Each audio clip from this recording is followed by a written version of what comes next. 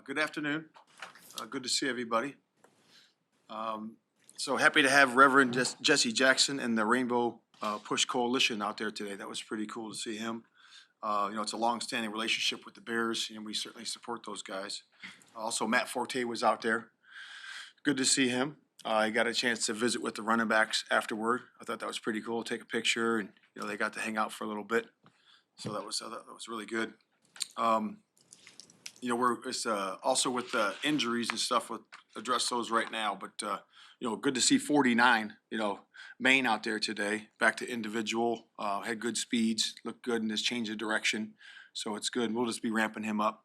He's one of those day-to-day guys. So we'll just ramp him up and see where it goes throughout the week. So that's a real big positive for us. And then you guys all saw Jenkins is dealing with an injury.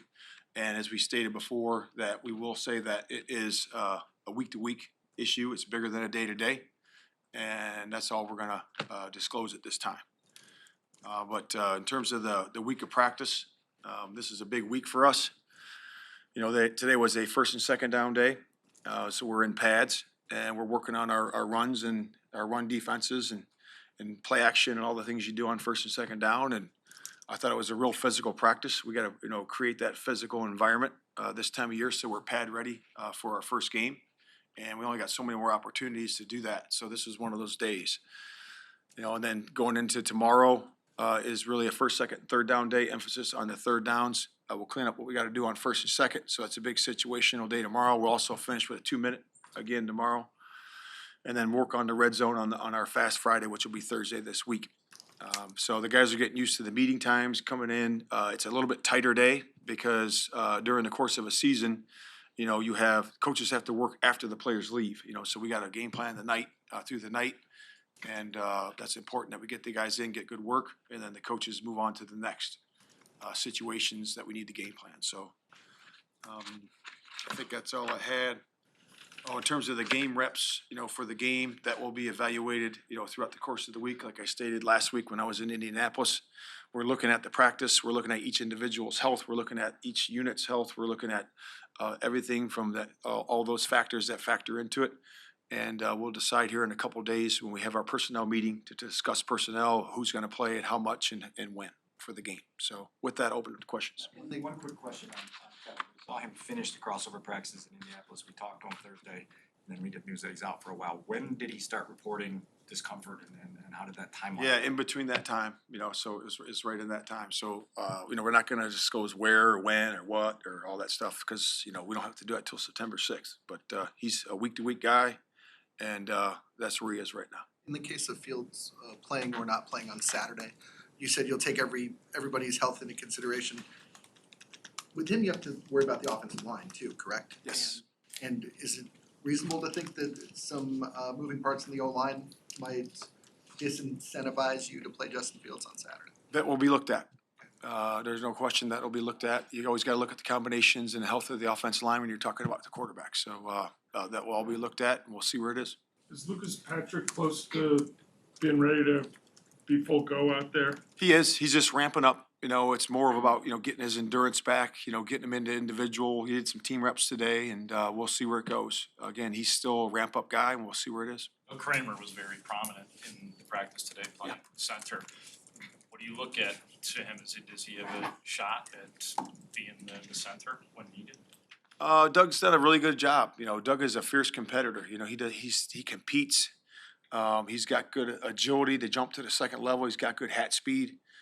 He's very intelligent to make all the protection calls and the IDs for who we're spotting to in the run game. So, yeah, he's done a really good job. He's put a really good foot forward this training camp. We saw Cody Whitehair out there coming out a little late with his hand wrapped up. Any timeline on his hand being wrapped up? Because it seems like that would preclude him from snapping. And then does it, from your perspective, look like he can do whatever he needs to do at guard with that hand? Well, we know what he can do at guard. He played, that's his position. He was playing there today. So, but we like where he is. His hand is not a big issue, but we'll see where it goes. And he's a day-to-day guy in terms of that. But again, we hope it heals fast and all those types of things. But we'll see where it goes. But we certainly like him at center, and we like him at guard. It's good to have the combination and the flexibility to do both. Coach, you've obviously had a plan based around personnel that you had in terms of coming into this season? As that time gets nearer and you have so many of your frontline guys that are not full go right now, do you start to concern yourself with the possibility of having to then shift that plan in terms of how you go about certain schemes? That's a good question. You want to be at full health, obviously, the start of the season, and we're going to look at that, in a day-to-day basis. But what this gives us is an opportunity to see different combinations. We all know what we would like to have the starting lineup up to look like with the guys that we have. But again, that's going to change during the course of the season. So now it really helps the coaches to be able to have the flexibility and the players to have the flexibility to move from guard to center, center to guard, or tackle, and really, establish who your swing tackle is. So you got to look at it as an opportunity. It is what it is, So you got to look at it, see how can you benefit from that, and then get the guys back as fast as you can with the medical staff and the trainers. Matt, we saw Darnell leave to go to the sideline. Looked like might have had some sort of ankle. Did you get any clarity on what that is with him? Yeah, I have not got clarity on that yet. I don't know exactly what that is, but we'll see. We'll see what it is after here. With your defensive line, kind of a work in progress, and you don't have homegrown defensive ends. You have rookies that are kind of working their way in at defensive tackle. Okay. What do you see that makes you think that group will be good once the season starts, that everything will come together? Yeah, that's those guys are working hard, and I think Rob has done a really good job of really enhancing his skill set, and stopping the run and rushing the passer. I'm excited about that. Haven't had really a chance to see Walker, this training camp. So it'll be good to get him back shortly, hopefully, as we get going. And then Rasheen, he's done a good job. He's gotten better. I really like where he is, So those guys have done a good job. Gibson keeps working his tail off. And then, then Lewis, Lewis has done a good job of rushing the passer. He's got some good opportunities, some good sacks, a couple of strip sacks in the last 2 games. He's rushed our guys, the front liners and the backups. He's rushed those guys pretty good in terms of the 1-on-1 pass rush. So, those are the guys we have. And then having Yannick, Yannick's, getting himself ramped up, and we're certainly excited about what he can bring in terms of a pass rusher, and every down end. So, there's a lot of things to be figured out yet with that position. In terms of how many guys we have for the game, who is going to be up for the game, and then what our combinations are for pass rushers on pass rusher downs. So When you see a group like that where there's potential, but there is not certainty, is that an area where the coaching is what's gonna make the difference, where your expertise, Alan's, Travis's is gonna make the difference in how that group? yeah, you can do certain things with those guys. In terms of alignments, when you align them up in certain spots, match them up on certain guys. When you're just doing 4-man rush, then you gotta, sometimes if you don't have that generated that way, you can sometimes be very creative with the pressure package. There's a lot of different ways to create that.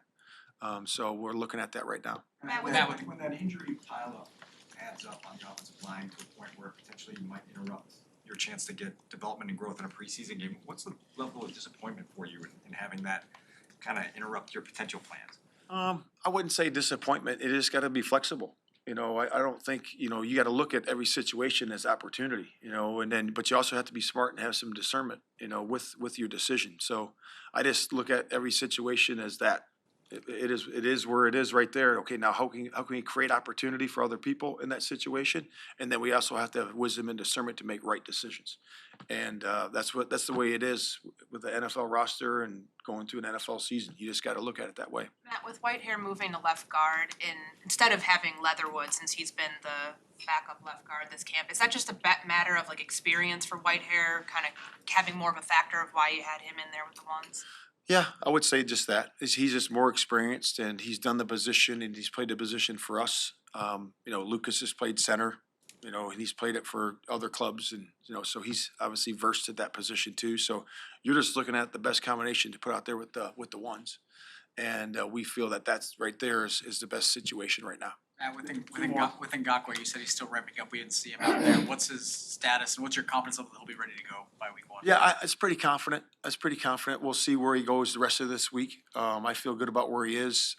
His conditioning level looks to be getting better. His endurance is getting better.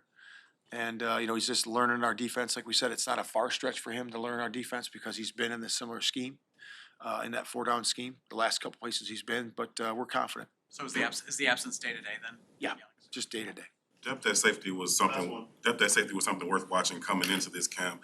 Number one, how do you feel that those backup guys have performed throughout camp? And number two, if your frontline guys, talking about Jaquan and Bojack, they aren't ready to go, do you feel comfortable going into a week one game with the guys you have out there now? Yeah, I mean, we have some time, and we got 19 days before the first game, so we have time. So those guys are working back. You know that. When Eddie got rolled up on in the practice, so he's walking around fine. So he'll be back. He's a day-to-day guy. We'll see when he comes back. And Brisker's working through some stuff as well. And those guys are getting all the walkthroughs, and we feel confident where they are. Well, relative to the backups, those guys have done a nice job. AJ's done a good job. Hicks has done a good job. And again, that's opportunity for those guys to run with the ones. And when something happens to our starters, they're going to be more versed and more ready when they step in. So. Yep.